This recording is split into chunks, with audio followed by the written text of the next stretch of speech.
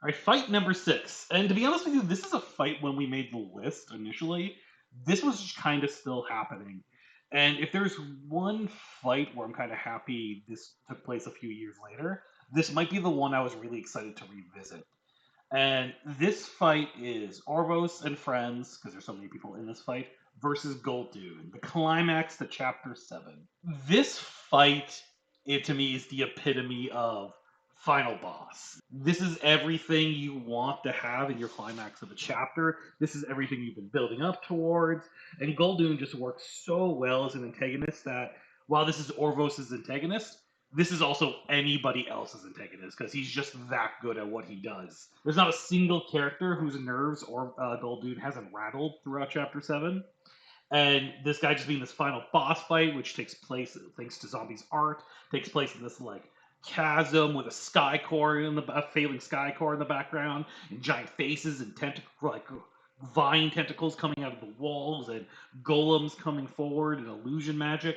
It's like everything we had seen through the various trials like leading up to this one, all of it's at play in this final fight. Zombie manages to bring in every element we've shown so far into one final confrontation, which like it almost feels like a video game boss fight in the best ways because it's all the skills you've learned all being having to pay it off now in this final ultimate test. He has this amazing opening dialogue, which is I've killed a great many parents, little girl. That doesn't exactly narrow it down. As for the rest of you, I agree, Zach. The time for talk is over. I don't care what bottomless amounts of explosives you got tucked away, Gearhart. In the end, I still win. I always win. Let's cement it though. With the Sky Island's death, we'll all go down swinging. And I love this monologue for so many reasons, but I also love it because it includes other characters. He talks to Zack in this, he talks to Kit in this, he talks to Gearhart in this. And these aren't even the main focus. This is an Orvos. This is how well Goldune works as just a villain to everybody he meets. It doesn't feel like just any kind of boss fight either. It feels like one you would expect from the end of a Final Fantasy game or like a Dark Souls game. Yeah, no, definitely the video game vibe is all over this guy. Yeah, I feel like it really works in this in this instance, since we basically had a year's worth of build-up of just it's like slowly mounting dread of like who the I'm trying to think of a right word, like who like the god of the island was and all that. So having it all like be spelled out here, and just seeing Gul'dun's reveal and such, it was just it all came together in this absolutely fantastic way. Oh, I just want to say, like, in terms of like presentation and such, this is gonna sound pretty minor, all things considered, but I like how Zombie used like spoiler tags in order to like slowly trickle in like the Gul'dun's like appearance and such. Yeah, Zombie's entire like presentation, the artwork. I think he draws like five or probably at least 3 to 5 different pieces for this throughout this fight, just to Mm, help like illustrate what's going on. Really, really gets it higher on this list because, as we said, art isn't like a major factor, but it would be foolish to ignore that extra what that extra effort does for a fight. and just plus also the usage of music and two and such, since he's always been really good about that, but here I think it just really helps elevate the fight even further. I also really said I appreciate how Zombie like will through his writing for Goldoon, he's constantly referencing other characters.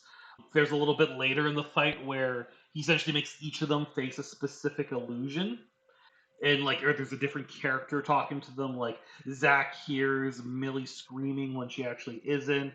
Um, Goldoon essentially taunts every single member in one way or another. And to be able to do what's like a 1 versus 6 fight and be in control the entire time, that's just impressive. It's over a long period of time too. Like I'm going over the pages now, and it starts on 43, and it's not like a slugfest or anything. It's just kind of a marathon. It doesn't stop until 58. And there's so many different people contributing to that fight too. Mm, And we're talking a lot about Golden, but I think we should take a moment to appreciate Orvos as the other end of this one as well. Because you can't really talk about this fight without talking about Orvos and Golden's relationship. This is the climax in many ways of Orvos' character arc. And it does feel like a little bit of an early climax, given we still have so much story left to go. But you can't argue with what this means for him. This is the moment where I like to me, this is the moment where Orvos joins the crew. This is where he drops a line where he goes, Zach, Gearhart, Leto, Millie, Bedalia. Let's put an end to this. Whatever happens, it's time to turn the page. And it's the fact that he calls out each crew member by name and is like 100% relying on them to overcome his demon. This is Orvos is joining the crew. This is Orvos is facing his past. This is Orvos really coming into his own as a sky pirate, and it's just such a good place for it. It works so well with everything that built up to it. Just this is just really just top tier writing at the best. Mhm. And we have to give credit to Griller as well because she was a newcomer to this chapter, and all throughout it, you get a sense for Millie and how she thinks and how she interacts with people and just how she sort of naturally integrates with the rest of the crew when the chips are down.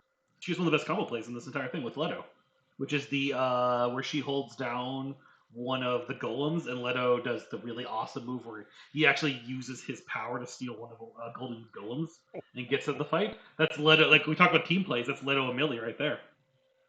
I'm going to clip this letter praise real quick. Don't No, mind me. I'm gonna delete it. Don't worry. You Mhm, see, mhm. like when you play it back, it's just gonna sound like static. It's gonna be like impossible to hear. It's gonna give you a nosebleed. Oh man. But no, yeah, getting off like what Rue said, I just Grilla basically had to hit the ground running for this with this, big climactic boss fight and stuff, and she did a fantastic job with like integrating Millie with the rest of the crew, and just developing this like really good rapport, especially with Zach, of course. Yeah, Yeah, that's the early foundations of their continuing relationship, and it's something I hope we get to explore, later in another chapter because since this chapter, they haven't had an action scene together like this. Hmm. no, and to So be it's been honest, a while. and to speak to Carlos too, this is her debut. Not even her debut fight. This is her debut chapter. We're still figuring out. People are often still figuring out what the character is about at this point in the writing. They haven't completely figured out what I want to do with them. They don't completely know how they want them to fit into the greater story yet. So the fact that Griller just takes the time to play the support role in this fight, but in a way where she's always active, is definitely a testament to her writing skills. Because that's a tough nut for anyone's essentially debut fight.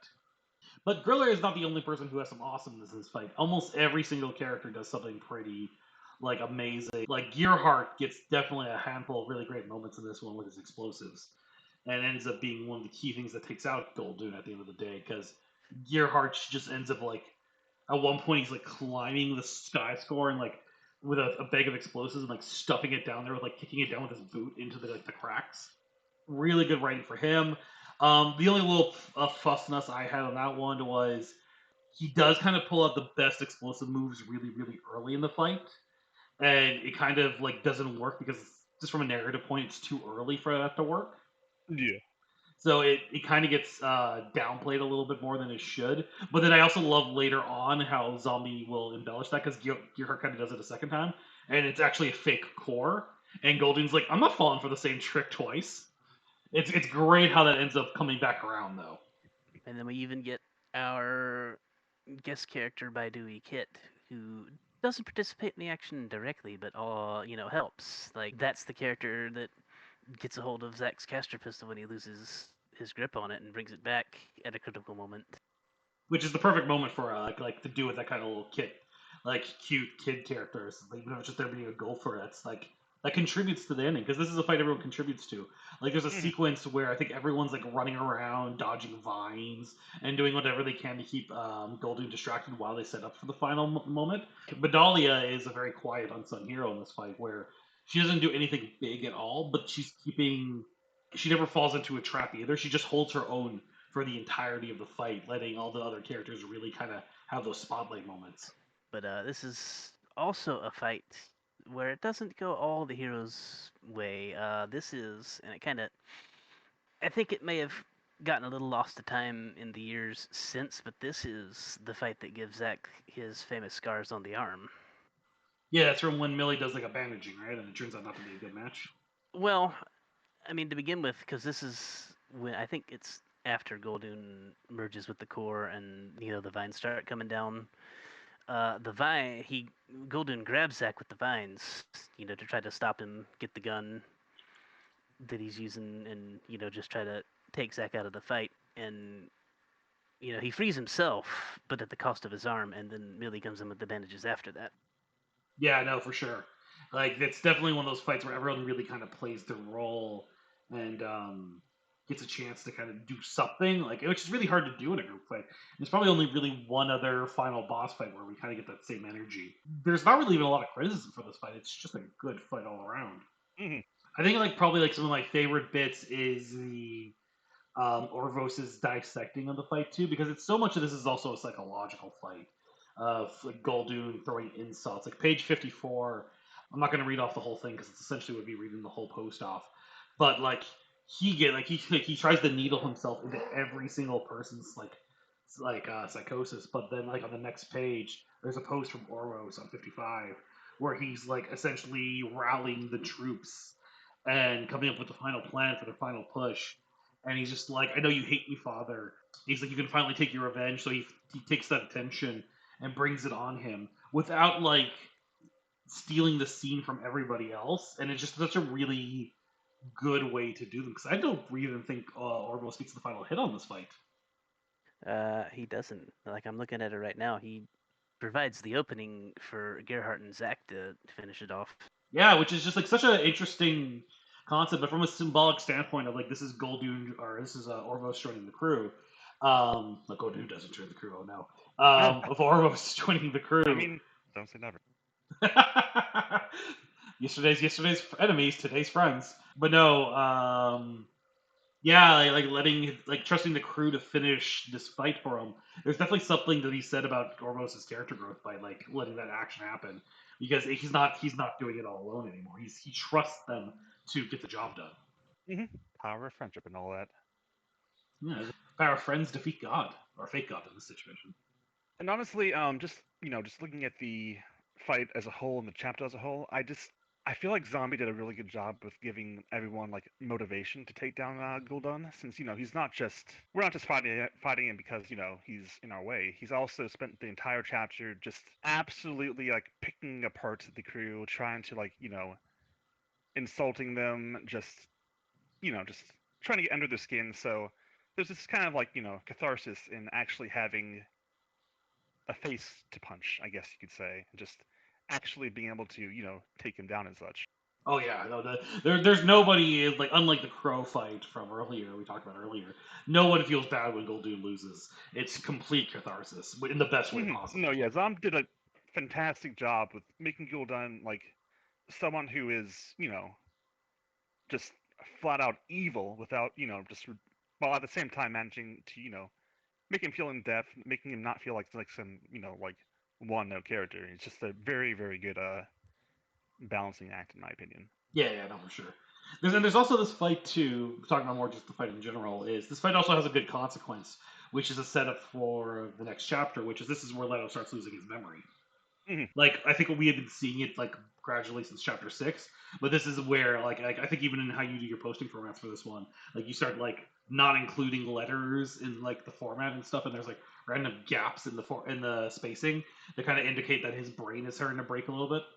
And this fight also sets up future events for the story, which is also really just it's a good point of a fight because it's not just resolving something; it's setting the next thing up, which keeps that flow going really well.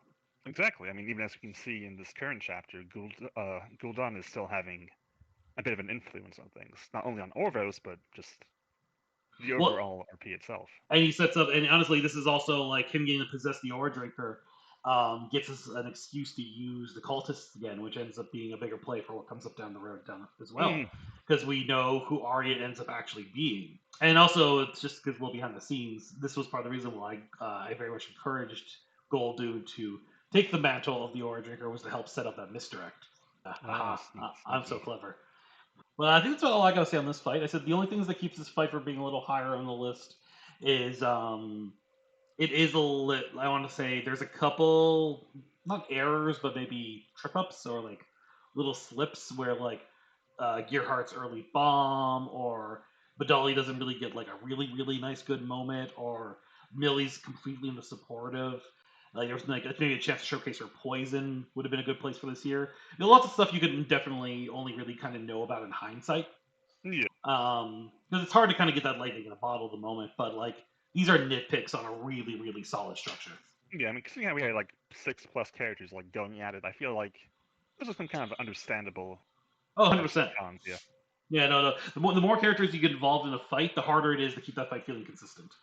And also, I just want to say I do appreciate how Gul'dan's death plays out. How we had that like one flashback of both him and Orvos meeting for the first time. It's just a very nice bookends Mm. between their like first meeting and like their final meeting.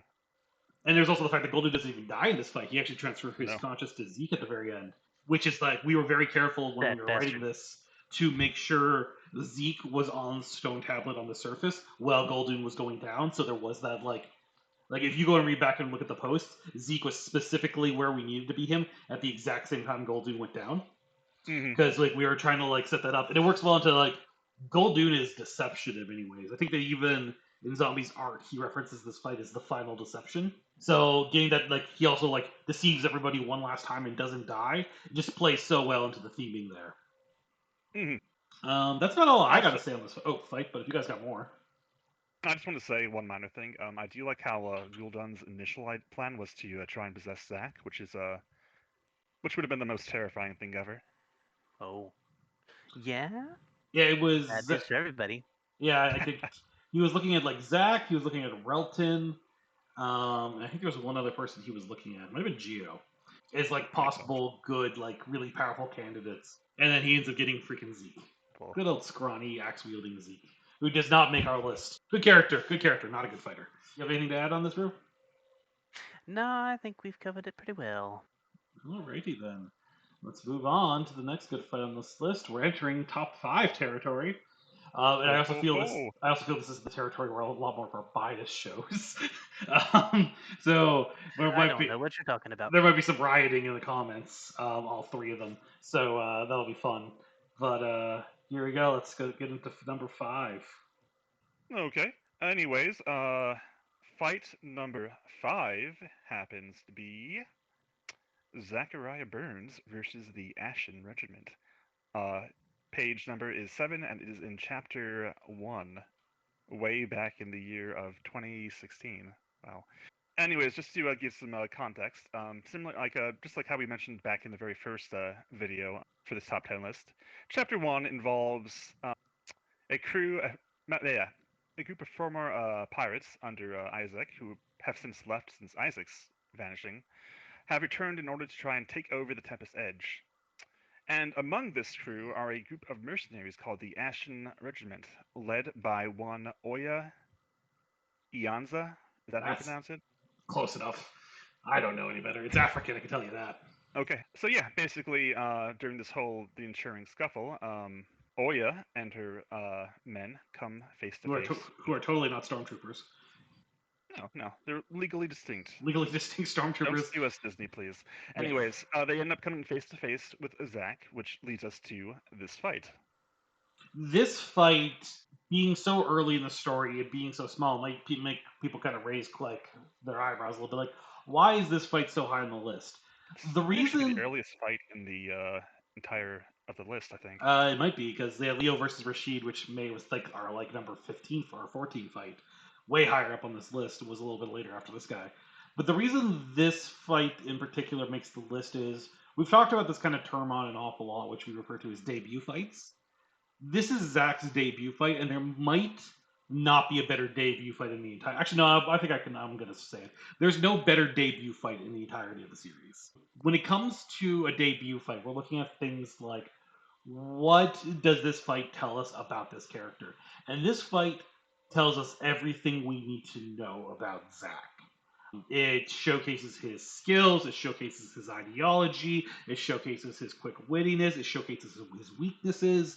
It is this fight, if putting Zach how he's going to fight for the rest of the story in a bottle, everything we need to know is on display here. And one of the things I really like about this fight is, yeah, it's one guy fighting a bunch of characters, but given Zack is a deadly sharpshooter who shoots to kills, the fact he gets to have this 1 verse 15 fight really lets Zack actually do that. He lets him get his kills. And there's like these like a whole bunch of blurbs of how Rue writes this. One of my favorite ones is there's a section at the very beginning, and it goes to the outside observer. What happened took place over the course of 3 seconds. 5 shots thundering through the narrow space of the door into the hallway. All that were nearby to hear them. A flash of light throwing shadows against the walls. And then the following paragraph, which I'm not going to read verbatim, is the breakdown of what happens in those 5 shots. And it's that Han Solo shot first kind of moment where it's like bam, bam, bam, bam, bam, bam, and then like we break it down, we rewind, and we break it down, and we show just how accurate it is, how he shoots this, causes this chain reaction. It just really puts all of Zach's skills and wits and intelligence on display.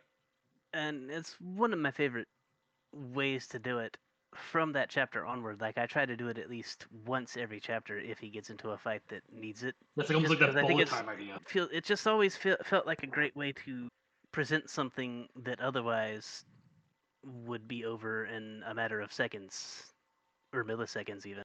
Yeah, and like it breaks it down, and it also feels kind of Wild West, which works well for Zach's character. There's just so much to say about this fight with the Ashen Regiment that's like it's very short, but there's no wasted space in this fight. Everything Lee plays into the next thing, plays into the next thing, and this is where we kind of get to that point where we're kind of starting to stray away from group fights and more to the one-on-ones, where you do get that like much more succinct, coherent flow. And I think even without me and Rue ever talking about it back in the day, because I played the Ashen Regiment, we kind of knew. I think just like on a subconscious sinking level, we knew exactly what we needed out of this fight without ever needing to go into it. Because one of the things I like about this fight is the Ashen Regiment isn't like the joke is they're stormtroopers. That's literally because of the opening mooks, and like the arc for them is like based off stormtroopers. But they operate at least with some squad tactics. They have some special arcane bullets themselves. The squad leader actually like recognizes Zach's caster shell and like has them adjust their strategy accordingly. So these are mooks, but these are like organized mooks who are using tactics and cover and suppressive fire and stuff like that. So Zach's not just like gunning down mooks easily; he's gunning down like smart mooks, which makes Zach seem even more impressive by comparison. It's a template I try to copy whenever I take control of mooks as well. Sort of a base upon which future military characters have been built. Yeah, and this entire fight takes place in the fourth level of the Tempest Edge, and it's like in the cargo bay area. So it's a lot of like they're always kind of in the main center of the cargo bay because they're trying to steal some cargo. Because at this point they're like, this operation's going to shit. We're gonna at least steal some of their shit and make a small profit before we get out. And Zach's like kind of like around them the entire time, like kind of almost doing a circle on their perimeter. So they're like shooting outwards the entire time while he's shooting inwards, and he's like moving. He talks about like stray shots and knocking out his coat. Um, and like he ends up pulling out his caster halfway through. And this is where we also get to see the caster debut, which is really good because like how Rue ends up using the caster here just really showcases why it's more than just an average gun. Mhm. And I do like how the commander Aouria tries to like negotiate with him, tries to like convince him to hand over the caster, I believe, and just like this like brief moment of like calm before the storm, and then how afterwards like Zach just first time we really get to see the caster being used with like Zach firing off a fire shell, I think it was, like right into the middle of them, and followed by that one like really cool like one liner, like you asked for, just like that. Oh, my favorite moment with the caster shells is when he grabs a can of antifreeze and he throws the antifreeze like over their rifles and it explodes, and then he fires the electric shell into the antifreeze tin and it creates this like liquid electricity rain on all of them. Oh, it's just so cool.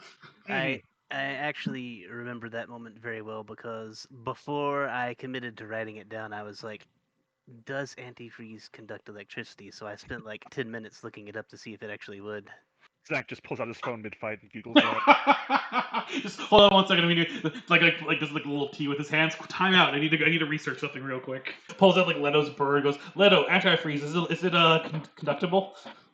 It's a kind of magic that I lost for a long time until I want to say chapter 6 because it was an establishment of tactics that for a little while just didn't get used again. Yeah, no, for sure. There's definitely because Zach's at his best when he's doing tactical fighting, and we kind of see it again. The other fight that almost took this spot was Zack versus the Kappa Rangers, because it's kind of this. This is a very similar beast to this fight, but when it came down to just like pure smooth motions and no wasted space and everything feeling like it's serving its specific purpose, this fight edged out Kappa Rangers because of just how well it displays what Zack is as a character. Mhm. And Right. on that note, and in terms of like establishing characters, I just want to say I appreciate how like this fight and the fight with Leo and Rashid were like going on simultaneously because we have Leo's fight, which is all flashy and like one on one and stuff, and then meanwhile we have Zack's fight, which is brutal, pragmatic, just Precise, deadly. precise, which I know helps show off their contrast and kind of helps foreshadow like them butting heads later on down the line. Yeah, because like here you have every single member of this crew dies. Like Zack kills 15 people in this fight, and then Leo Yeah. upstairs only knocks out Rashid. He doesn't even like Rashid goes to prison. It is a really good parallel to what is going to be their ideological differences on how to handle combat, and we get to see that in both their debut fights. Exactly. But yeah, like I said, like there's a lot of really good things in here. Any little nitpicks I have is maybe in the arcane rifle lore. When I was rereading this fight, I'm like, I think I would tweak what arcane rifles are because they are a little too similar to what makes casters special. But those are like those are more world building tweaks than like an actual piece of this fight itself. Just a really, there's not like I'll say like there's not a lot to say because it's kind of short, but there's also not a lot to say because it's just good. Like I don't have nitpicks with this fight. There's no wasted momentum.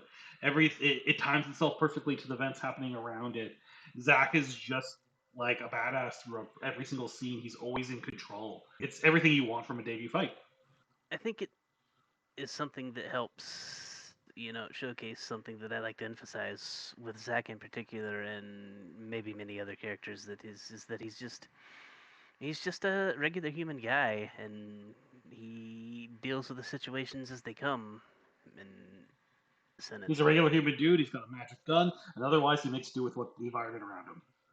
yeah, and so he's not like some of our other characters who have, super advanced martial arts skills or can pull up a magic shield in an instant.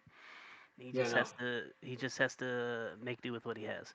Yeah, the very down to earth aspect of it, which is definitely in this fight because there's like nothing in this fight that like feels like you could see this fight in either an anime format or a live action format, and it would feel like just fine in both those environments. Which is something I always try to strive for aesthetically. Yeah, Anyway, you nailed it here. So, anyways, I think that concludes fight number 5, and we can move on. Fight number 4, the one I'm not biased on. Leto and Sojo vs. Strident, found in chapter 5, starting on page 20. Is that right? Page 20? Yep. Page 20 to page 28. Yes, this is an interesting one because this is also a very short fight. It's almost like we were biasing towards short fights because it was made our job easy towards the end. Obviously, that's not the case when we get to the We final would never three. do that. No, never. This fight is really here because of what this fight means for the character of Leto. In the first 4 chapters of the story, Leto is not a combatant, and even at this point, he's not really a combatant yet either. Like he doesn't fight. He's always in a support role, support capacity. He had like in chapter 2 and chapter 1, he like really like I don't want to say he's a coward, but like it's definitely he's like not doesn't want to be on the front lines. He's a shut in his room. He kind of like bows to Cornwith in chapter 2.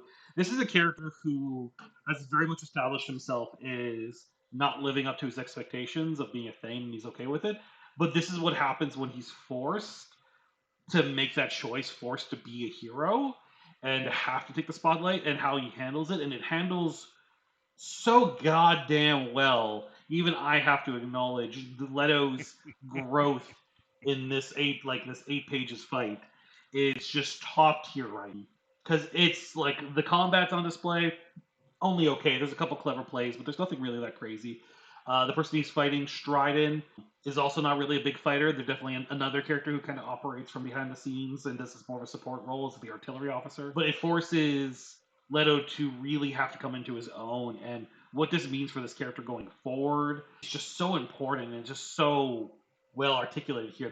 This fight had to be in the top 5. No, yeah, I definitely do feel like it was a big catalyst for his ensuring character development. So the fight opens with the events on the airfield.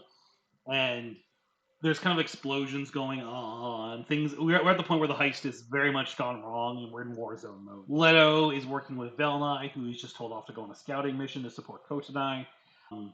And we're at the point where we're essentially going through all the Curios, other than Sojo, has been gone down, and they come under attack under Stridon, who is the artillery officer or explosions expert. Which one's more accurate?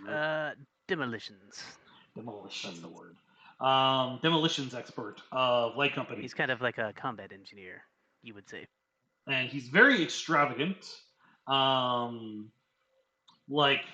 everything he does, because he's like almost like, I think my favorite scene with him is, and it's not in this fight, but it's an earlier, where he's like sitting on a bridge with like, he's pretending to be like an orchestra conductor as explosions go off, and he's like, you can tell he hears the melody in his head that no one else can hear as the explosions are going off, and he's conducting the artillery barrage. It's such a he's such a almost flamboyant character, and it works really well because he has so much confidence to the anti-confidence that is Leto, that these two being the matchup is just great. So we get into this fight where they're on the airfield, and Stridon sets his sights on the Curios, and he essentially throws a grenade at them. And this is where one of Leto's fun, clever plays comes in, and he grabs the grenade, throws it back in the truck, and then uses his magic on the truck to like put it into the engine into gear, and the truck drives right into Stridon. And then like it explodes. Sojo opens up with bullets, and there's this excellent little blurb from Stridon, which is lunging forward. Stridon grabbed a dying marine by the collar of his chest armor before he could fall, using him like a shield as he ran to cover behind the building. The body jerked several more times before Stridon let it fall, and it rolled behind the wall of the hangar. Bullets spanking off the metal siding. My apologies, fellows, he mutters to the very dead men who had accompanied him, which just thoroughly is an example of like this, like Stridon's not a good person. He is very, very tone deaf to death, and he's like almost too comfortable in this situation. It's kind of a character trait with him that he is. I guess it's not a trait, but like one of the things that's wrong with him is that he's sort of. I guess the older term is manic depressive, and right now he's in his manic phase, so he's sort of just letting things bounce off of him. I think that's a pretty good explanation. Yeah. Yeah, and it's not that he wouldn't be concerned. Like there's a moment at the end where he clearly feels like he's failed the men that were accompanying him, because it's like one of the things is that all throughout this fight he's calling these two guys that are with him by different names, even though he was introduced to them earlier on. And it's only after he realizes that they've both been killed that he remembers what their names are. And so it's not that he doesn't feel it; it just takes a while to sink in that this is all a real thing that happened. Yeah. But but it also works really well, as I said, as that counter to Leto, who is overly aware of everything that's happening, who is like he is struggling in his environment. This is like not where he wants to be. This is not his expertise. This is not his experience. So it just works really well as a nice mirror image to Leto. And he's such a good character for Leto to go up against. Yeah, I feel like the actual fight itself is more of like a mental battle for Leto, with him. It really is. Like keep calm, not go into a full-on panic attack, and just try and just just keep himself together and actually do something rather than cowering like he did with Corinth back in chapter 2. Yeah, and like I think to that point, I think I want to read like this. There's a blurb from one of Volt's posts, which I think really kind of sums up the turning moment for Leto, which is after Stridon ends up throwing another set of explosions at them after the truck incident, and it knocks Sojo out of the fight. So Leto's officially on his own, and Leto's like lying on the ground. And there's just this moment where it's described as he struggled to his feet, ignoring the pain on his burnt arm as he shifted his attention towards the directions of the one responsible for it. The half-fae moved, ears ringing, so loudly that he could scarcely hear his own footsteps. He pushed himself as hard as he could, stumbling to walk, evolving as much into a sprint as his ailing body could muster. Will alone propelled him forward to the point the boy is not even having the strength to care about anything else. There is but a single thought on his mind, forcing himself forward despite how much he begged for a break. throwing caution to the wind, not granting a single concern towards one's ailments, stubbornness beyond reason. Deep down, a part of him wondered, is this how it feels to be a Thane? This is, like, I think a really good terminology, because I think if there's any character out of the Thane siblings that really struggles with the idea of living up to their family name and like that actually matters to them, it's Leto. Hmm. Like Leo almost has his almost resentment for his family name. Yeah. Kotanai and Gearhart easily accept their roles as like Thane siblings. Like they have no problems with it. They've come to terms with it. Leto feels unworthy of it. So this moment of him paralleling the idea of being courageous to the idea of being a Thane is such an interesting idea for him, because like Leto's whole mindset is, if I do this, I might be good enough for my dad. I might be good enough for my siblings, and that's like the motivational factor. And it's such a good way to work that into his character arc, because there's something like thematic about it.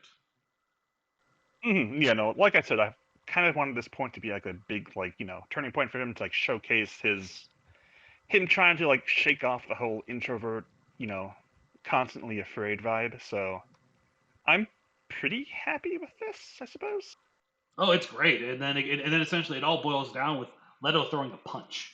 There's no Mhm. grand play. There's no caster Not just shells. not just throwing a punch, but charging out of cover directly at the guy. Yeah, like it's a punch Strider sees coming.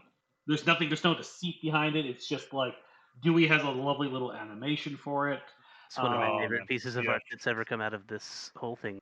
Thank you, dude. You're awesome. Yes, just it's amazing. It's an amazing little shot, and it embodies the emotion of it so well, which is just this like like you can almost get the energy that Leto's betting everything on this. It's like, Hmm. I'm out of my element. I don't like this. I don't want to be here. But if I'm gonna be here, I'm giving it 100%, and I'm gonna make myself better for it.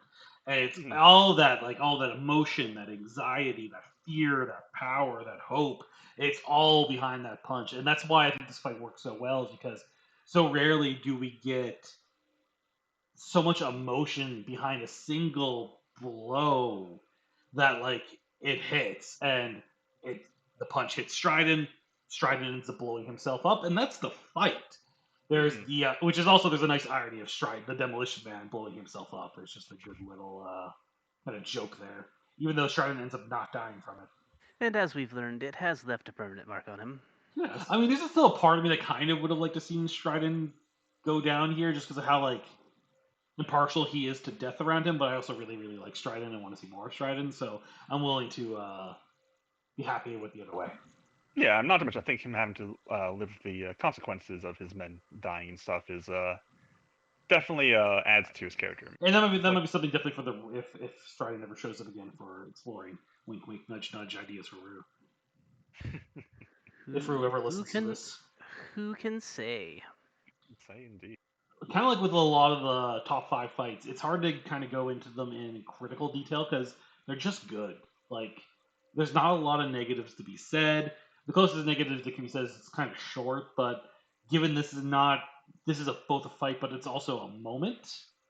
It really, really works here. Because like the only other fight that we might have put here would have been Kaya and Leto versus Cornrith and Raziel that we talked about earlier. But this is just that Leto moment way better on display. That's all I got to say on this guy. Um, Yeah, I think it's pretty well covered. yeah, honestly, I believe I have much to say either. Just I enjoyed writing the fight, and I'm glad that it worked out.